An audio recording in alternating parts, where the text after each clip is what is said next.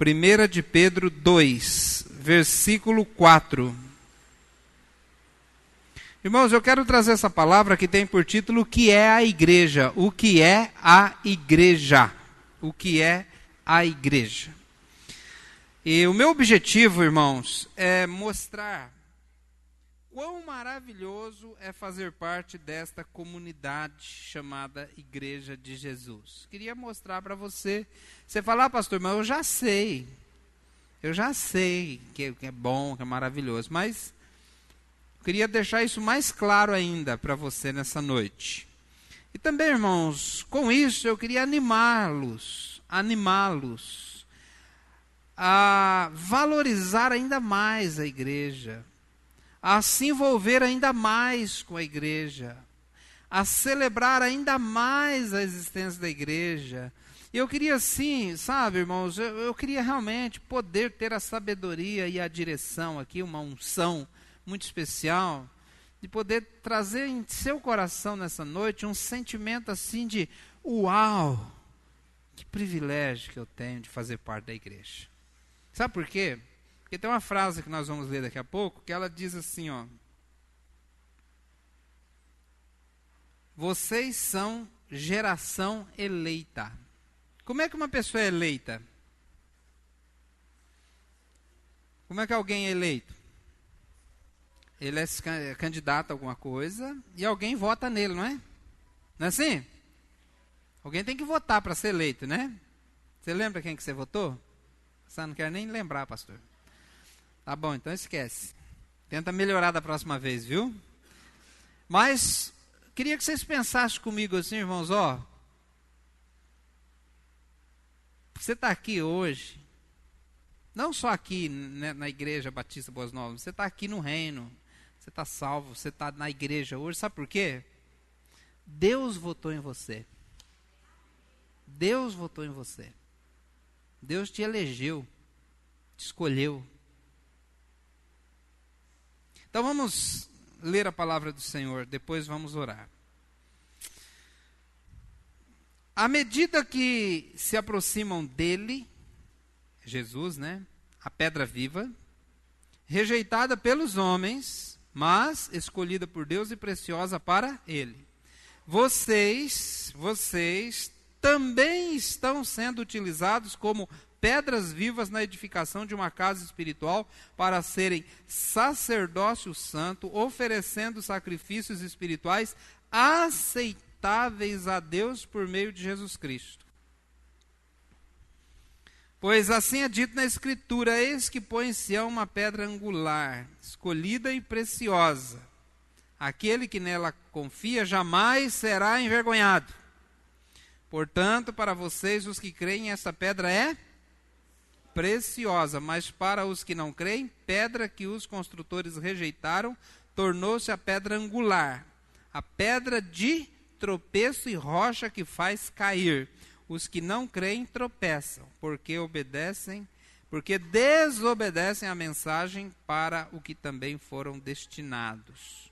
Vocês, porém, são geração eleita, sacerdócio real, nação santa, povo exclusivo de Deus, para anunciar as grandezas daquele que os chamou das trevas para a sua maravilhosa luz.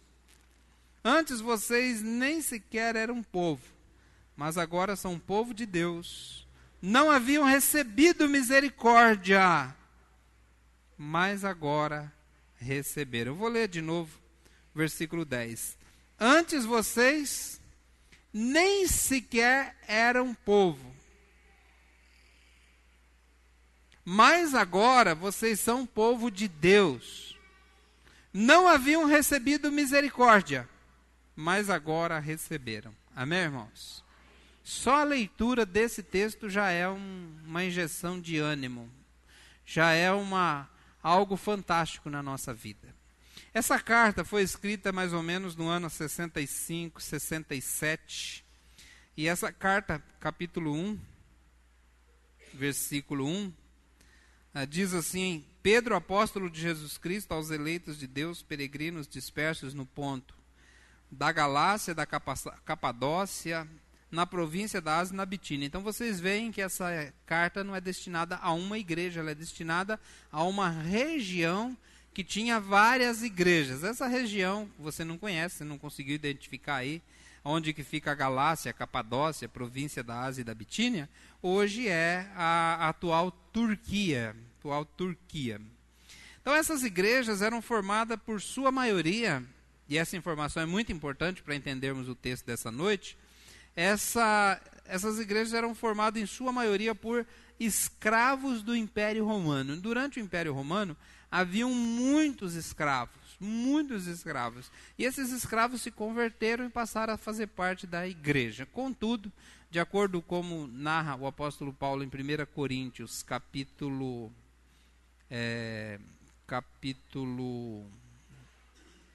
acho que é 7, Paulo diz o seguinte, falou, olha, o fato de você se converter não muda a tua condição de escravo. A pessoa que se convertia escravo continuava sendo escravo, né? E tinha que, às vezes, servir ali como escravo até o final da sua vida. Tem como desligar esses ventiladores? Eu sei você, mas eu estou com frio. Eu estou gelado aqui. Né? Eu preciso um pouco de calor para pregar, senão... Faz favor, desliga. Se mais alguém está com frio aí...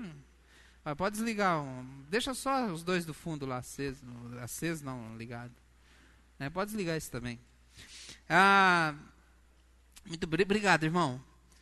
Então, queridos, esse pessoal era escravo do Império Romano. E o objetivo da carta para esse grupo de discípulos de Jesus, a igreja de Jesus, era realmente mostrar para eles quem eles eram em Cristo Jesus. Quem eles eram em Cristo Jesus.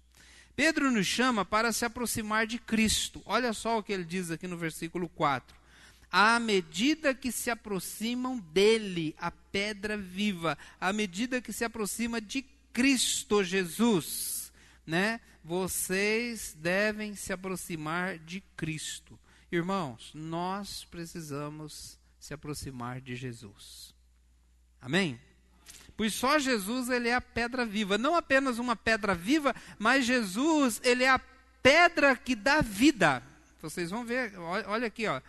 À medida que se aproximam dele, a pedra viva, versículo 5. Vocês também estão sendo utilizados como pedras vivas. À medida que você se aproxima de Jesus, você vai ganhando vida para se tornar uma pedra viva também. Isso aqui é uma metáfora de uma construção, né? Você sabe que pedra não tem vida, né? Mas então você imagina que a pedra tem vida, mas para poder exemplificar o que é realmente uma construção espiritual, tá certo?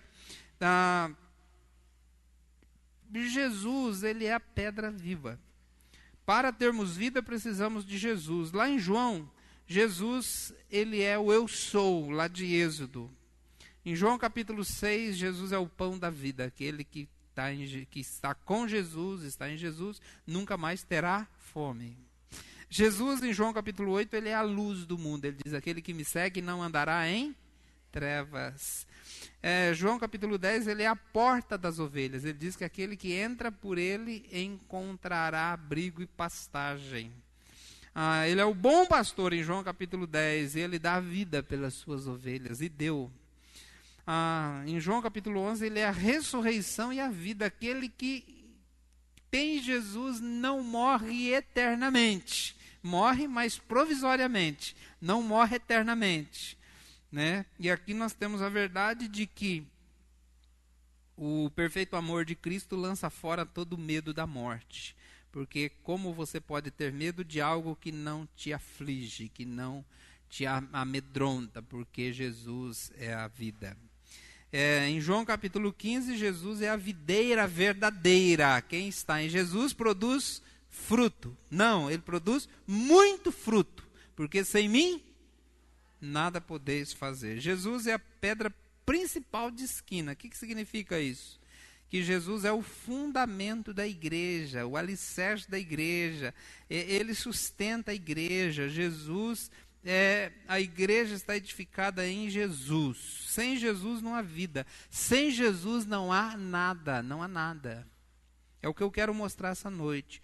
Em Mateus 11, 28, Jesus disse: vinde a mim, todos vós que estáis cansados, sobrecarregados, eu vos aliviarei. Tomai sobre vós o meu jugo, aprendei de mim, porque sou manso e humilde de coração. Então Jesus nos convida, né, a tomar o seu jugo. O que significa isso, irmãos? Quem já foi carreiro aqui? Carreiro? Ninguém. O negócio está ficando muito para trás, né? Carreiro. Quem já andou com carro de boi? Já, irmão? Carro de boi, já, carro de boi. Quem mais? Carro de boi, mais ou menos? Carro de boi não é muito rápido, irmãos. É meio lento assim, né? Mas o que é o jugo? O jugo é a canga. Melhorou ou piorou? É aquela madeira que ela, né? Aquela madeira que ela tem aquele formato com duas coisinhas assim, ó, põe um boi aqui e outro boi aqui. Atrela uma junta de boi na canga. Certo? Tá entendendo? Aí o boi vai trabalhar junto. Puxar o carro, né? Se o carro for grande, coloca mais bois, mais cangas, né? Aí. Então, se Jesus fosse um boi e você também fosse um boi, então como é que amansa um boi? Ensina um boi a trabalhar no carro. É simples, pega um boi velho, mais experiente, e pega um boi jovem, que não sabe ainda, coloca ele ali na canga. Dali ele não sai, não tem como sair. O negócio pega aqui no pescoço, para frente não sai, para cima não sai, para baixo não sai, para trás não sai. E aí o boi que é experiente, conhece os comandos do carreiro, e ele fala, vai, né? Mas uma coisa assim, né? E o boi experiente vai caminhando no caminho certo. E o novato, ele vai tentar sair dali, tentar ir para trás, para frente, mas o boi experiente está ali, ó. É um dia de serviço debaixo da canga, do jugo do boi experiente, o outro aprende a andar no caminho também. É isso que Jesus está dizendo. Você quer andar no caminho bom? Quer parar de fazer besteira, dar murro em ponta de faca? Quer ter uma vida abençoada? Quer andar num caminho bom? Quer entender o reino? Quer viver uma vida produtiva no sentido eterno espiritual? Você tem que entrar no jugo com Jesus. Entrar lá no jugo. Jesus está ali numa daquelas forquilhas da canga, você entra na outra, amarra bem o pescocinho ali. E aí a hora que você der aquela rebeldia assim no coração, vou fazer um negócio errado, agora eu vou mesmo. Aí Jesus está firme ali, você não consegue sair. E você vai caminhar com Jesus. Com Jesus. Porque Jesus, ele sabe, ele é o caminho. Não é que ele sabe o caminho, ele é o caminho. Ele disse para Tomé, né? Você quer chegar no Pai? Eu sou o caminho, a verdade, a vida. Ninguém vê ao Pai senão por mim. Então, meu querido, Jesus, você quer realmente, sabe, andar direitinho? Tem que aceitar o jugo de Jesus. Ah, pastor, mas negócio de jugo no meu pescoço aqui? Para, eu sou uma pessoa livre, não é não. Não é não, seu miserável. Não é. Pode ser que você pensa que é, mas não é. Não era, pelo menos. Porque a Bíblia diz que aquele que comete pecado é escravo do pecado. Você prefere andar no jugo de Jesus ou no jugo do diabo? Se você ficar no jugo do diabo, para onde é que ele vai te levar, hein? Jesus disse, o meu jugo é suave, o meu fardo é leve. Aprendam de mim, porque sou manso e humilde de coração. Encontrareis descanso para a vossa alma. Muitas pessoas que vêm a Jesus, eu já vi esse testemunho muitas e muitas vezes, nem sei quantas vezes. A pessoa fala assim, eu tinha um vazio no peito. Tentava preencher com drogas, com idolatria, com macumba, com culto satânico, com bebida, com cigarro, com balada. E não preenchia. Parece que quanto mais colocava coisas ali, mais o vazio crescia. Aí quando recebi Jesus, entrei no jugo ali de Jesus, me atrelei ali com Jesus, passei a viver a vida, sabe, do lado de Jesus, aquele vazio foi preenchido e eu não sinto falta de mais nada. Então Jesus é o caminho, é o caminho. Se você quer realmente viver uma vida plena, produtiva, maravilhosa, segurança, sabe, Jesus é o pão da vida, Ele é a luz do mundo, é a porta das ovelhas, é o bom pastor, é a ressurreição, a vida, é o caminho, a verdade, a vida. Jesus é a verdadeira vida, né? A videira verdadeira. Então você ande com Jesus. Em Apocalipse 2,17, Ele estende esse convite a todos. Ele falou: vinde a mim, todos vocês que estão com sede, venham e bebam de graça da água da vida. De graça da água da vida. Amém? Irmãos, a gente precisa desfrutar de uma íntima comunhão com Jesus, se atrelar a seu jugo. E aqui nesse texto, então, ele vai falar do que é a igreja de Jesus, essa comunidade de Jesus. Quero destacar 4 coisas nesse texto aqui. Primeira coisa que eu quero destacar, que é a primeira, poderia dizer assim, definição da igreja. A primeira definição da igreja é: essa comunidade, ela é sagrada. Pegou ou não? Essa comunidade, ela é sagrada. Capítulo 2, versículo 4, fala isso, né? Então, nós somos pedras vivas que estamos sendo utilizados numa casa espiritual para sermos sacerdócio santo e assim oferecer sacrifícios espirituais que vão ser aceitos por Deus por meio de Cristo Jesus. Então, a mudança de mentalidade sobre o que realmente é sagrado é importante na nossa vida, irmãos. Eu espero que você preste bastante atenção e saia daqui com essa consciência hoje. No mundo grego antigo, no mundo romano, o sagrado era um lugar sagrado. Talvez até hoje você pensasse assim, que sagrado é um lugar. Tem lugares sagrados. Aqui é um altar sagrado, né? Onde é o lugar sagrado? Assim a mulher samaritana perguntou para Jesus, falou: qual que é o lugar sagrado para mim lá adorar, né? De verdade. Falou: é lá em Jerusalém, no templo, ou é lá no monte? Onde é? Daí ele falou: nem no templo, nem no monte. O lugar sagrado mudou, não é mais um lugar, é uma condição agora. E a mulher falou: como assim? Então, era costume, por causa do sagrado ser um lugar, naquela época ter, então, os templos sagrados. Lá na antiga Grécia, por exemplo, tinha o templo de Ártemis.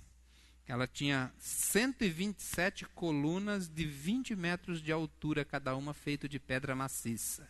Nem hoje, o pessoal dá conta mais de construir um negócio desse. Hoje não dão mais. Não sei como é que eles faziam naquela época. Um lugar sagrado. No mundo judaico também era parecido, pois a comunhão com Deus se restringia ao templo. O templo no período de Jesus já era o 3º templo, tá certo? Não sei se vocês sabem disso, né? Até fizeram uma réplica do templo lá em São Paulo, mas erraram, porque fala que é o templo de Salomão. Na verdade, aquele templo não é de Salomão. Aquele templo lá, a réplica do templo é de Herodes, o Grande, que construiu para que ganhasse votos políticos dos judeus. Então teve 3 templos de Salomão, foi destruído por Nabucodonosor. Aí veio no tempo de Neemias e Esdras, foi construído um templo bem simples, né? Não tinha muita riqueza, mas depois no tempo de Jesus ali foi construído um templo suntuoso, enorme, poderoso, né? E dizem os historiadores, inclusive diz que essa pedra ainda existe lá em Israel, nunca fui lá para ver, mas historiadores dizem que essa pedra existe, que é essa pedra principal de esquina, quer dizer, o fundamento principal do templo pesa 600 toneladas. Então, era um prédio suntuoso. Até os cristãos caíram nesse pensamento de que o sagrado é um lugar, né? A Igreja Católica Romana tem o templo também como sagrado. Então, a ideia do texto aqui, irmãos, que agora o sagrado não é mais um lugar, e sim uma comunidade de pessoas. Não é mais um lugar, e sim uma comunidade de pessoas. Ele mostra o parâmetro claramente aqui para nós compreendermos no versículo 5.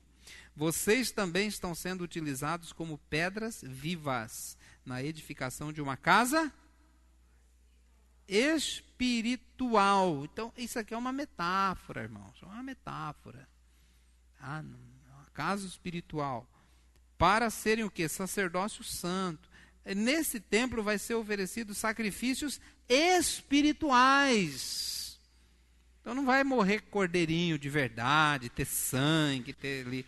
Não, é um negócio espiritual, um sacerdócio. Então, o sagrado agora não é mais um lugar. Agora o sagrado é uma comunidade de pessoas. O templo que Deus constrói não é um lugar feito de pedras, e sim uma comunidade feita de gente viva, como nós estamos aqui hoje, pedras vivas. Amém? A primeira coisa importante que uma comunidade deve entender é que pessoas não são, que pessoas e não coisas são sagradas para Deus. Deus não está interessado em coisas, Deus está interessado em pessoas. Nós estamos interessados em coisas. Deus não, Deus está interessado em pessoas, Deus está interessado em você. Deus não está interessado na sua roupa, Deus está interessado no seu coração.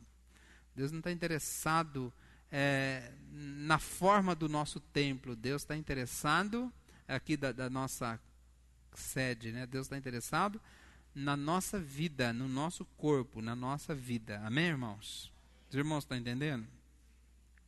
Então, é interessante, irmãos, que quando pessoas são salvas, você foi salvo. Quando você foi salvo e redimido pelo sangue de Jesus, você então se tornou uma pedra viva para construir um templo sagrado para Deus. É interessante que você está sendo utilizado como uma pedra na construção, né? Um tijolinho nessa construção. E você está sendo utilizado por Jesus. Jesus já é a pedra fundamental, mas você está sendo utilizado para construir um edifício para louvor a Deus. Interessante que quando nós construímos um edifício, igual esse que nós estamos aqui essa noite, aí nós temos o costume de dizer ao pessoal que vem aqui, dizendo assim, sejam bem-vindos à casa do Senhor. Né? E o que isso dá de entender? Dá de entender que essa construção aqui é a casa do Senhor. Essa é a teologia da Igreja Católica Romana. Não estou criticando aqui, falando mal de denominações, mas só estou dizendo como é, né? Então, eles acreditam assim, que lá é a casa do Senhor.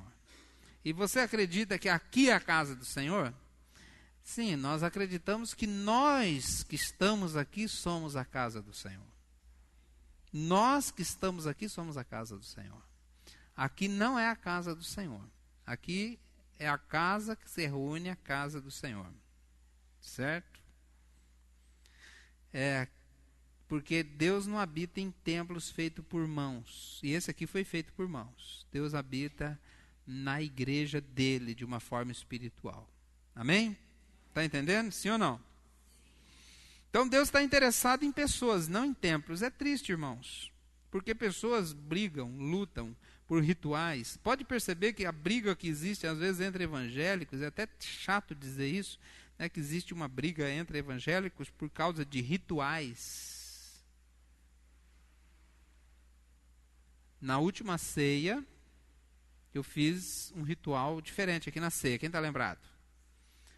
Bom, eu louvo a Deus porque até agora, se alguém não gostou, achou ruim, não veio falar comigo. Talvez, não sei se falou com outro, mas eu só recebi assim vários elogios. Que legal, né? Me senti até mais importante ali. Então, assim, a Bíblia não mostra assim ritual de como tem que fazer a ceia.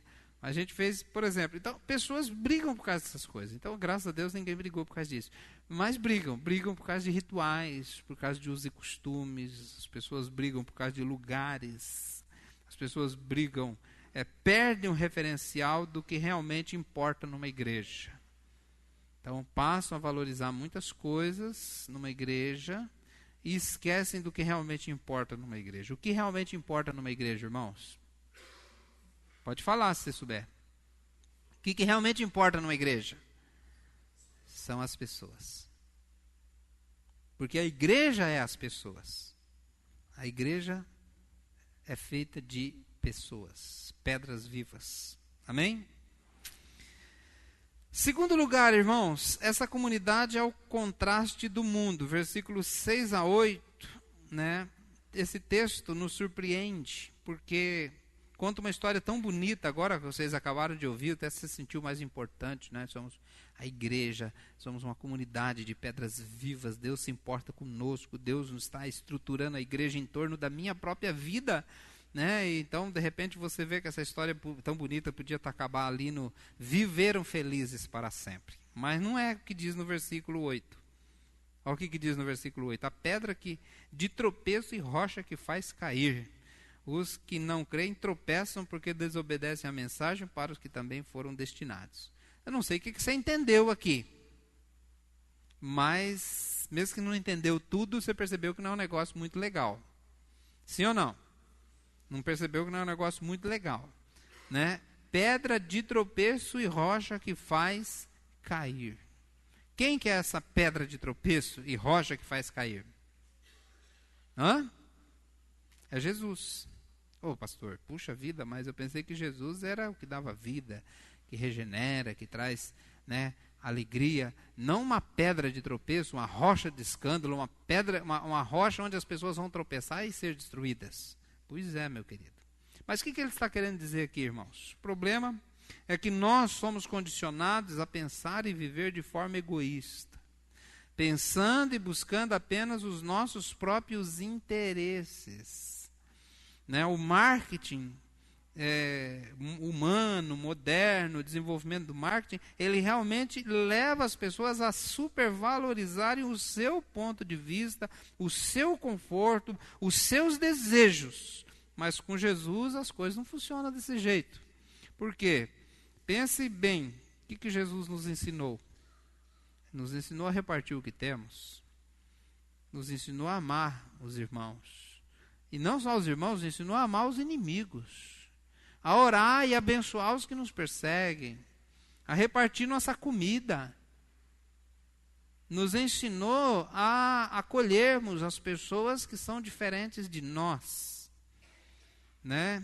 Pense em quem foi Jesus na terra, um grande líder. O homem que mudou a história da humanidade, pelo menos na maioria dos países. Né? Porque tem países que não seguem o calendário cristão. Coreia do Norte, por exemplo, está no ano 114, que foi o ano que nasceu lá o Kim Jong-un, lá, não sei como é que é o nome dele. Né? Então, outros países também não seguem, mas Jesus mudou a história da humanidade, antes e depois de Cristo. Mas quem foi Jesus ali naquele período que os discípulos estavam visualizando ele, irmãos? Quem foi? Foi o rabino que não deu certo. O rabino que foi perseguido, o rabino marginal. Foi aquele que foi condenado, preso e condenado, e crucificado, não numa cruz bonitinha, feita por um marceneiro, como os marceneiros aqui da igreja, não. Foi num pedaço de pau tosco, mal feito, mal amarrado. Era assim que era a cruz, não era feita por um marceneiro, envernizada, não. Era uma madeira sem nenhum acabamento. Simplesmente amarrada numa forma de cruz e pregado o cara lá. Ele foi crucificado nu.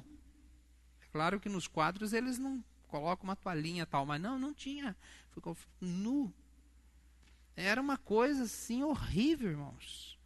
E se nós estivéssemos ali seguindo Jesus e víssemos Jesus ser condenado, ser preso, ser maltratado, ser crucificado nu, será que nós continuaríamos seguindo Jesus? Você continuaria seguindo Jesus? E de repente você tivesse ouvido o último sermão de Jesus, se alguém bater na tua face, o que você faz? Vira o outro lado. Se alguém te obrigar a caminhar uma milha, diga assim, não vou uma só não, eu vou duas com você. Me dá a tua capa, você fala, toma minha camisa também. Fala assim, você está ficando louco. Aquele que me ensinou todas essas coisas, agora está dando a própria vida de uma forma terrível. Então, irmãos, pensa na dificuldade que os discípulos tiveram para continuar seguindo Jesus, tanto que a princípio eles o abandonaram. Então, irmãos, nós poderíamos dizer que o cristianismo hoje não é mais o cristianismo proposto por Cristo Jesus. É um cristianismo diluído, misturado com humanismo, com antropologismo, que quer dizer colocar o homem em primeiro lugar, o homem como sendo o centro de tudo. O cristianismo tem uma proposta muito diferente. O cristianismo de hoje tem uma proposta muito diferente do cristianismo original de Cristo. Hoje, o cristianismo é assim: vou seguir Jesus para receber muitas bênçãos. Para receber bênçãos materiais, vou ser uma pessoa notória, vitoriosa, vou ser cabeça, não vou ser cauda. Não? Para ser o bambambam, para viver uma vida, ter o casamento perfeito, para ter a família perfeita, uma empresa bem-sucedida, uma vida financeira vitoriosa. Mas na proposta original de Jesus se bater no teu rosto, vira o outro lado. Se alguém tentar contra a sua vida, baixa a sua cabeça e receba esse mal, porque você está seguindo no jugo de Jesus. Me lembro, antigamente, eu morava lá no interior, aí o irmão falou assim: olha, eu sou convertido, mas minha peixeira não é. E hoje o pessoal continua falando: eu sou convertido, mas meu carro não é. Sou convertido, mas esse aqui não é não. Cuidado. Então, irmãos, nós temos que converter não só o nosso coração, nossa vida, temos que converter quem nós somos em toda a nossa inteireza. Por isso que a Bíblia diz que a igreja de Deus é um escândalo para o pensamento do mundo. Como assim? A igreja sempre vai confrontar o pensamento do mundo. Irmãos, presta atenção no que eu vou dizer agora. Eu não quero te assustar não, mas é a realidade. A igreja sempre vai viver na confrontação dos pensamentos do mundo. Os irmãos estão percebendo o que está acontecendo hoje? O que está acontecendo hoje? Você que navega de vez em quando na internet aí, vê os negócios no Facebook lá. O que está acontecendo hoje? Não, nós temos que ter um pensamento de aceitar isso, aceitar aquilo, cada um tem seu direito. Você tem o direito de ser cristão, mas não tem o direito de confrontar quem pensa diferente de mim. Vamos fazer uma grande, um planeta assim, meio que alheio assim aos princípios religiosos, onde todo mundo é aceito, nessa coisa linda e maravilhosa. Não, meus irmãos. Jesus falou: eu vim colocar espada na mão de vocês. Colocar pai contra filho, filho contra pai, irmão contra irmão. Eu vim causar divisão. Eu sou rocha que faz cair, rocha de escândalo, tropeço. A igreja é algo que o mundo não pode engolir. E o mundo é algo que a igreja não consegue engolir também. Temos nada com esse mundo, nada. Os irmãos estão entendendo? Ah, pastor, eu sou militante do PT. O que é isso, meu querido? Sai fora dessa. Que militante do PT, o caramba. Você é servo de Jesus Cristo. Não tem... Alguém fala: vamos se filiar ao PT. Fala: Deus me livre, não quero nem saber desse negócio. Eu estou aqui provisoriamente. Meu negócio é o reino, é a glória eterna. Meu querido, nós não estamos aqui para fazer acordo com o mundo. Nós estamos aqui para confrontar o mundo em seus pecados.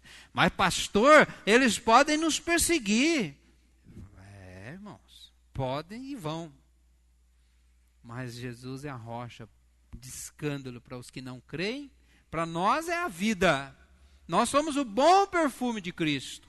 Mas para quem não crê, irmãos, nós somos o cheiro da morte. Cuidado com esse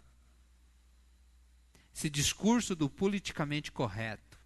Não, eu sou cristão, tenho meus princípios, mas não tenho nada contra quem faz as coisas que Deus não gosta. Não, vamos andar de mãos dadas aqui. Nada. Nada disso, irmãos. A Bíblia diz lá em 2 Coríntios capítulo 6, separem-se. Separem-se. Porque nosso Cristo é a rocha de escândalo para o mundo. Nós somos também. Quem pode dizer amém?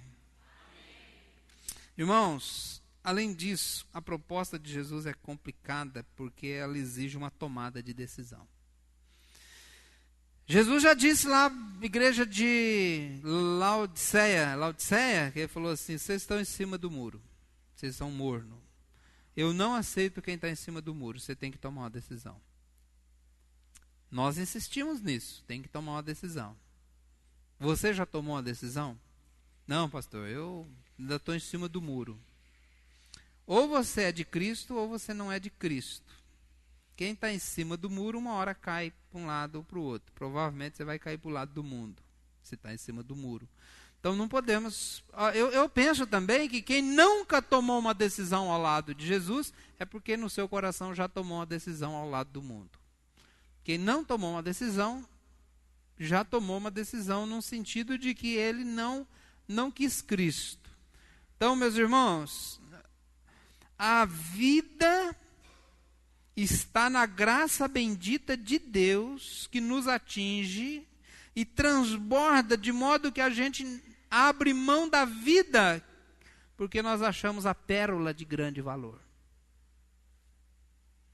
E agora queremos viver para o reino de Deus. Quem encontra Cristo, encontra a vida. Quem encontra Cristo, perde a graça pelo mundo. O que é que uma pessoa que tem Cristo, que uma pessoa que tem Cristo vai se encantar com alguma coisa que tem nesse mundo, meus queridos? Me digam. Se você realmente é de Cristo, você é o contraste deste mundo. Parece que você vai estar sempre na contramão. Parece não, vai. Sempre na contramão, sempre na contramão, sempre na contramão.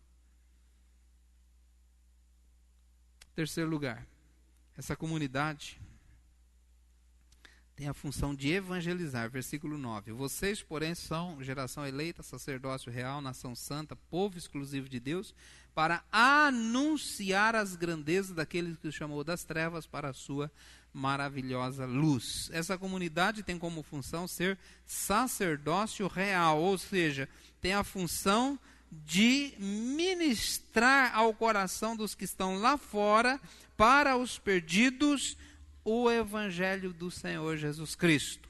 É uma função para fora, é a função evangelística e missionária. Voltando para o ponto anterior, é justamente isso que o mundo não quer que nós façamos. Vocês são cristãos? A gente não concorda com vocês, mas entra lá no templo de vocês, põe uma parede isolante, assim, para ninguém escutar o barulho que vocês fazem, as orações que vocês fazem, e tenha seus cultos lá quietinho, depois vocês volta para a vida normal, tá bom? Tá bom nada, nós vamos encher a paciência de vocês. Nós vamos, como diz lá, né, em Atos, falou assim, aqueles que transtornaram o mundo com essa palavra de Jesus, agora chegou aqui também. É possível um negócio desse? Ninguém tem sossego depois que esses cristãos entraram na terra. Eles ficam confrontando, ficam batendo de frente, eles não sabem o lugar que eles têm. Sabemos sim, irmãos, nosso lugar é na evangelização do perdido. Amém? Você entendeu isso ou não?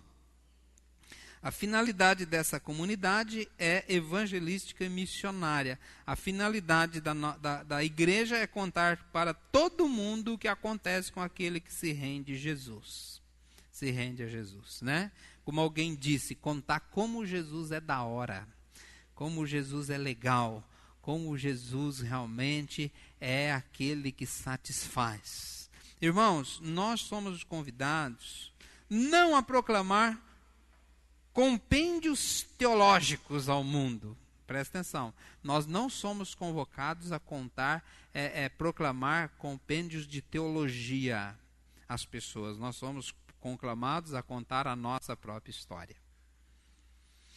Irmãos, olha só que interessante. Se você estiver dando uma dormidinha agora, dá uma acordada para você escutar isso aqui, que legal que eu vou falar. Presta atenção, nós somos convidados não a proclamar teologia, nós somos convidados a contar a nossa história. Presta atenção, nossos argumentos, você elaborou aquele argumento bem legal, assim, aquele argumento cheio de, cheio de grego, hebraico, tal, e princípios de teologia, exegese e tal, você construiu aquele argumento e você fala, agora vai, agora vai. Você pega lá aquela pessoa que não é crente, que não é cristão, você chega diante dele e fala, olha esses argumentos que eu tenho aqui. Argumentos teológicos, filosóficos, argumentos, né? E você coloca lá, a pessoa coloca a mão no queixo, fala, realmente. Fez efeito? Fez, um certo efeito. Mas conta a tua história, o teu testemunho, conta quem Jesus é na realidade para o teu coração. Você vai ver com que essa história, esse testemunho vai quebrantar o coração da pessoa e ele vai se converter a Cristo Jesus. Você entendeu? Fala, pastor, eu não sei esse negócio de teologia que o pastor está falando. Que bom. Você sabe a tua história? Você sabe o que Jesus fez por você? Você sabe contar isso para alguém? Consegue contar a tua história? Ô pastor, a minha história eu sei contar. É isso que Deus quer que você faça, meu querido. Conte sua história. Quem eu era antes de Jesus e quem eu sou agora com Jesus. Você pode começar usando assim, vou te falar por que Jesus é da hora. Que Jesus é realmente maravilhoso. Porque que eu entrei no jugo de Jesus. Porque Jesus me salvou. Aí você vai contar quem Jesus é para você. Conte a sua história. Nossos argumentos podem até atingir o coração, mas o nosso testemunho é forte, porque o nosso testemunho é genuíno. Ninguém pode questionar nosso testemunho. O que Deus faz ao mundo, Ele faz por meio desse povo chamado igreja. Amém? Quarto lugar, irmãos, essa comunidade tem uma identidade, versículo 10. Antes, vocês nem sequer eram um povo, mas agora são povo de Deus. Nós poderíamos dizer que não só uma identidade, mas a igreja de Jesus, ela tem uma nacionalidade. Depois que você se converteu, você deixou de ser brasileiro. Agora você é da igreja de Deus. Isso não é uma religião, pelo amor de Deus, não é uma religião. Isso é uma nacionalidade. Mudou sua nacionalidade. Agora você é da nação santa. Isso é muito sério, irmãos. Olha que interessante. Pedro fala coisas espetaculares aqui para o povo da cultura greco-romana que não eram nada. O povo da igreja, lembra que eu falei que eles eram constituídos na maior parte de escravos? Por isso que ele diz, vocês não eram povo. Vocês não eram nada, ninguém dava nada por vocês. Vocês não eram da nacionalidade judaica, vocês não eram da nacionalidade grega, vocês não eram da nacionalidade romana. Vocês eram escravos, vocês não eram nada. Nada. Ninguém dá nada por vocês, vocês são um mercado, um produto do mercado. Ninguém liga para vocês. Mas agora vocês não são alguma coisa, agora vocês são a igreja de Cristo Jesus, agora vocês são a nação santa. Agora vocês que nem sequer eram povo, agora são povo de Deus. Amém, irmãos? Você pode dizer amém para isso? Geração eleita, como eu disse, Deus votou em você. Escolheu. Por quê? Por quê? Porque Ele te ama. Você duvida do amor de Deus na tua vida? Pois não devia. Deus te ama. Você é uma nação, um sacerdócio real. O que significa isso? Que lá no Velho Testamento, os sacerdotes que uma vez por ano podiam entrar no Santo dos Santos, ministrar na presença de Deus, hoje você tem o privilégio de ministrar na presença do Senhor a hora que você quiser. Não precisa de templo, não precisa de intermediários. Você tem livre acesso à presença de Deus. Hoje o Evangelho é dado a nós, para nós passarmos às pessoas que não têm Cristo. Nós somos nação santa, ou seja, Deus separou você. Deus te separou, amém? Você é um povo exclusivo de Deus. O que significa isso? Você não é de mais ninguém, você não pertence mais a ninguém. O diabo não tem mais direito sobre sua vida, porque agora você pertence a Deus.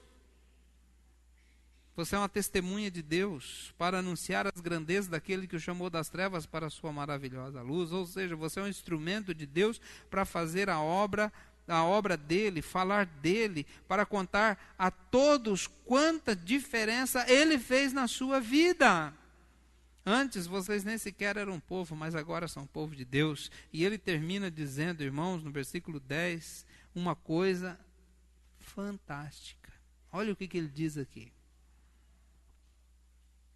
Recebe isso aí, ó, de uma forma muito especial no teu coração. Não haviam recebido misericórdia, mas agora vocês receberam. Você sabe por que você está aqui hoje? Animado ou desanimado, ou muito animado ou não muito animado, cheio de fé, com vontade de louvar ou sem vontade. Sabe por que você está aqui? Porque Deus teve misericórdia de você. E de mim também. Irmãos, essa identidade define-nos como um povo de Deus. Você é o povo de Deus, nós somos o povo de Deus. E nós não estamos aqui para falar assim, nós somos o povo de Deus. Não, a graça, a misericórdia nos colocou nessa condição. E é interessante que a porta não está fechada, né? Está fechada. A porta está aberta e sempre estará. Vinde, todos vós que têm sede, que têm fome, bebam de graça da água da vida, pão da vida, a vida eterna, venham, recebam de graça a vida que está em Cristo Jesus. A nossa missão na terra é manter a porta aberta. Manter a porta aberta. A porta da igreja sempre estará aberta para quem quiser entrar. Estou dizendo a porta da igreja Batista das Boas Novas somente, não. Estou dizendo a igreja de Jesus. O convite, Jesus estará sempre com os braços abertos. Venham e recebam de graça a água da vida. Queria terminar fazendo uma aplicação prática. Quem você era antes de ser cristão? O que você era? Pastor, eu era uma pessoa muito importante na sociedade. As pessoas me respeitavam muito, porque eu bebia e ficava doidão. Nem minha família me aguentava. As pessoas queriam me ver pelas costas.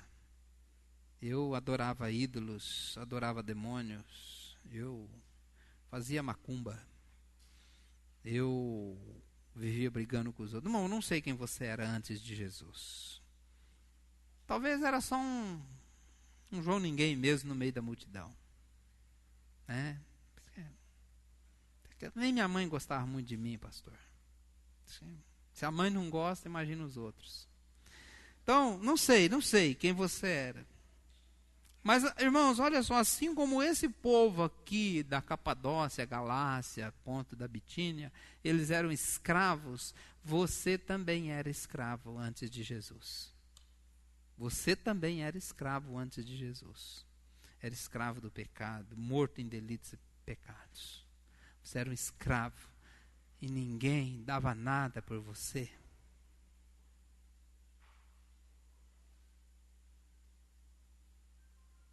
Uma vez meu pai ele conta essa história que ele estava no seminário e eles estavam trabalhando na roça. E aí um seminarista parou, caixado assim, falou assim, olha só, a gente deixou tudo para servir a Jesus. Aí meu pai olhou para ele e falou assim, deixamos tudo, né? Você deixou a cadeia, que era um presidiário, se converteu na cadeia e veio para cá, para o Maranata. Ele falou, eu deixei a cachaça. Deixamos o quê?